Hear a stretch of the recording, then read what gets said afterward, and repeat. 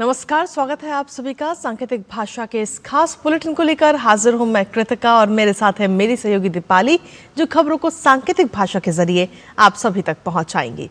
तो चलिए शुरुआत करते हैं इस खास बुलेटिन की और सबसे पहले नजर डालते हैं सुर्खियों पर।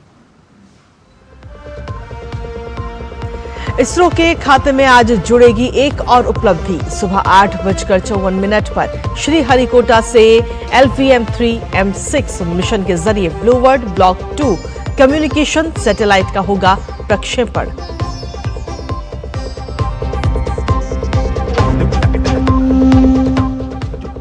पश्चिम बंगाल में मतदाताओं की सुनवाई के लिए 4000 से अधिक माइक्रो ऑब्जर्वर की आज से ट्रेनिंग।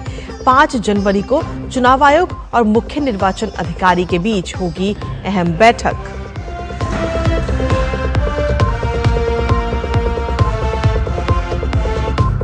आधिकारिक दौरे पर तुर्की पहुंचे लीबिया के सेना प्रमुख समेत 4 अन्य की विमान हादसे में मौत। दोनों देश करेंगे दुर्घटना के कारणों की जांच। लीबिया के प्रधानमंत्री ने हादसे को बताया दुखद और दर्दनाक।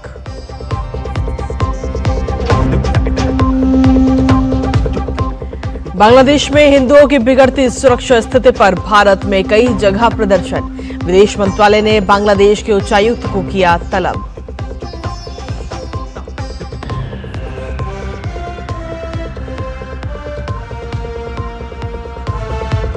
और भारतीय महिला क्रिकेट टीम ने 5 मैचों की T20 सीरीज के दूसरे मैच में श्रीलंका को 7 विकेट से हराया। श्रृंखला में बनाई 2-0 की बढ़त।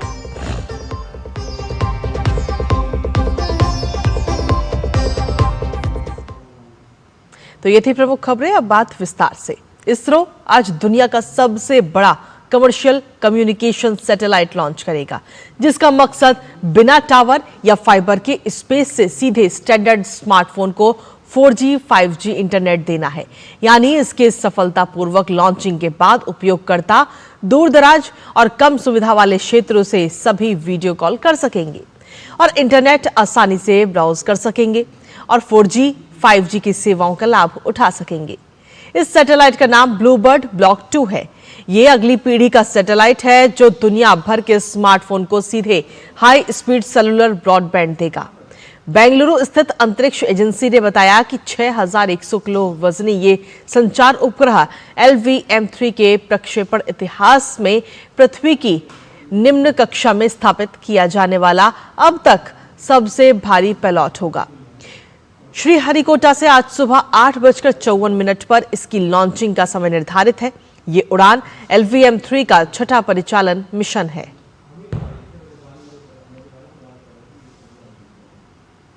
पश्चिम बंगाल में SIR के बाद मतदाताओं की सुनवाई के लिए 4000 से ज्यादा माइक्रो ऑब्जर्वर को आज से प्रशिक्षण दिया जाएगा। पहले चरण में कुल 31,18,424 लोगों की सुनवाई की जाएगी। इस प्रक्रिया के संचालन के लिए 4600 माइक्रो ऑब्जर्वर तैनात किए गए हैं। प्रत्येक सुनवाई केंद्र पर 11 टेबल होंगी, जहां प्रतिदिन 1650 लोगों की सुनवाई की जाएगी। साथ ही बता दें कि सुनवाई पंचायत कार्यालयों या नगर पालिकाओं में नहीं होगी, बल्कि इसकी बजाय नगर पालिका और पंचायत क्षेत्रों में स्थित अन्य सरकारी भवनों में होगी। वहीं जिन मतदाताओं के मिडिल नेम में गड़बड़ी के कारण ड्राफ्ट लिस्ट से हटा दिए गए थे, उनके नाम सुधारने का प्रस्ताव CEO ऑफिस की तरफ से आयोग को भेज दिया गया है। यदि ये प्रस्ताव स्वीकार कर लिया जाता है तो ऐसे मतदाताओं को व्यक्तिगत रूप से सुनवाई के लिए आने की आवश्यकता नहीं है। इस बीच 5 जनवरी को चुनाव आयोग और मुख्य निर्वाचन अधिकारी के बीच अहम बैठक भी होगी।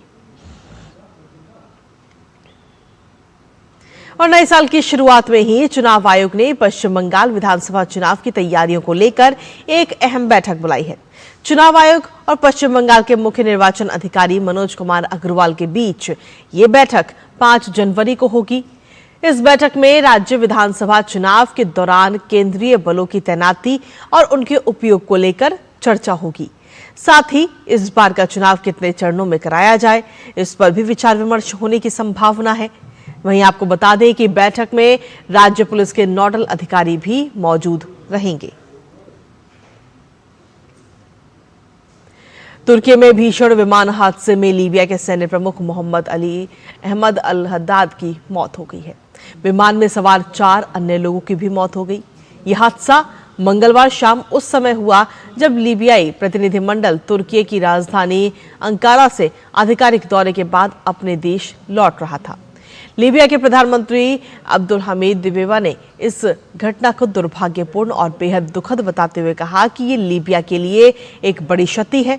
हादसे के बाद अंकारा एयरपोर्ट को अस्थायी रूप से बंद भी कर दिया गया और कई उड़ानों को अन्य स्थानों पर डायवर्ट किया गया। फिलहाल हादसे के कारणों की जांच जारी है।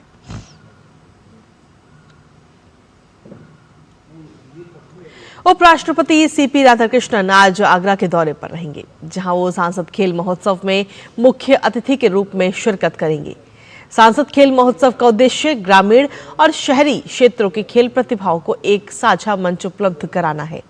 महोत्सव के तहत विभिन्न खेल प्रतियोगिताओं का आयोजन भी किया जा रहा है, जिनमें बड़ी संख्या में खिलाड़ी उत्साहपूर्वक भाग ले रहे हैं। इस अवसर पर वो खिलाड़ियों को संबोधित करते हुए खेलों के महत्व और युवाओं के सर्वांगीण विकास में उनकी भूमिका पर भी प्रकाश डालेंगे। भारतीय महिला टीम ने श्रीलंका के साथ खेली जा रही 5 मैचों की T20 सीरीज के दूसरे मैच को 7 विकेट से अपने नाम कर लिया है। इस जीत के साथ ही भारतीय महिला टीम ने सीरीज में 2-0 की बढ़त भी हासिल कर ली। मैच में पहले बल्लेबाजी करते हुए श्रीलंका ने भारत के सामने जीत के लिए 128 रनों का लक्ष्य रखा, जिसे टीम इंडिया ने 11.5 ओवर में 3 विकेट गंवाकर 129 रन बनाकर हासिल कर लिया। भारत की ओर से सलामी बल्लेबाज शेफाली वर्मा ने 34 गेंदों पर 11 चौकों और 1 छक्के की मदद से नाबाद 69 रन बनाए, तो वहीं ऋचा घोष 1 रन बनाकर नाबाद रहीं, जबकि श्रीचरणी और वैष्णवी शर्मा ने 2-2 विकेट चटकाए। दिल्ली कैपिटल्स ने महिला प्रीमियर लीग 2026 सत्र से पहले भारतीय बल्लेबाज जेमिमा रोड्रिग्स को कप्तान नियुक्त किया। रोड्रिग्स ने एक बयान में कहा, दिल्ली कैपिटल्स की कप्तान बनना उनके लिए बेहद सम्मान की बात है। 25 वर्षीय रोड्रिग्स ने हाल ही में आईसीसी महिला विश्व कप में भारत की जीत में अहम भूमिका निभाई थी। उन्होंने सेमीफाइनल में ऑस्ट्रेलिया के खिलाफ 339 रन के रिकॉर्ड लक्ष्य का पीछा करते हुए नाबाद 127 रन की शानदार पारी खेली थी। पिछले महीने नीलामी से पहले फ्रेंचाइजी द्वारा ऑस्ट्रेलिया की पूर्व कप्तान मेग लैनिंग को टीम से रिलीज किए जाने के बाद रोड्रिग्स ने दिल्ली कैपिटल्स की कप्तानी संभाली है। दिल्ली कैपिटल्स 10 जनवरी को नवी मुंबई में WPL 2026 के अपने पहले मैच में मुंबई इंडियंस से भिड़ेगी। पहली बार आयोजित होने वाले खेलो इंडिया ट्राइबल गेम्स का लोगो, थीम सॉन्ग और मॉस्कोट मोरवीर छत्तीसगढ़ के बिलासपुर स्थित BR यादव स्पोर्ट्स स्टेडियम में लॉन्च किए गए। इस मौके पर युवाओं और खेल मामलों के केंद्रीय मंत्री डॉक्टर मनसुख मंडाविया ने कहा कि ये गेम्स आदिवासी क्षेत्रों से उभरते हुए प्रतिभाओं की एक नई दिशा देने में मदद करेंगे। खेलो इंडिया ट्राइबल गेम्स 14 फरवरी 2026 से शुरू होंगे। खेलो इंडिया ट्राइबल गेम्स 2026 में 7 प्रतिस्पर्धा खेलों, तीरंदाजी, एथलेटिक्स, फुटबॉल, हॉकी, कुश्ती, तैराकी और वेट लिफ्टिंग का आयोजन होगा। इसके अलावा 2 प्रदर्शनी खेलों का भी आयोजन किया जाएगा, जो भारत के पारंपरिक खेलों को प्रदर्शित करेंगे। खेलो इंडिया ट्राइबल गेम्स का आयोजन खेल मंत्रालय, भारतीय ओलंपिक संघ, राष्ट्रीय खेल संघ और छत्तीसगढ़ राज्य समिति द्वारा किया जा रहा है। और इसी के साथ फिलहाल सांकेतिक भाषा के इस खास बुलेटिन में मुझे, मेरी सहयोगी दीपाली और हमारी पूरी टीम को दीजिए अनुमति। नमस्कार।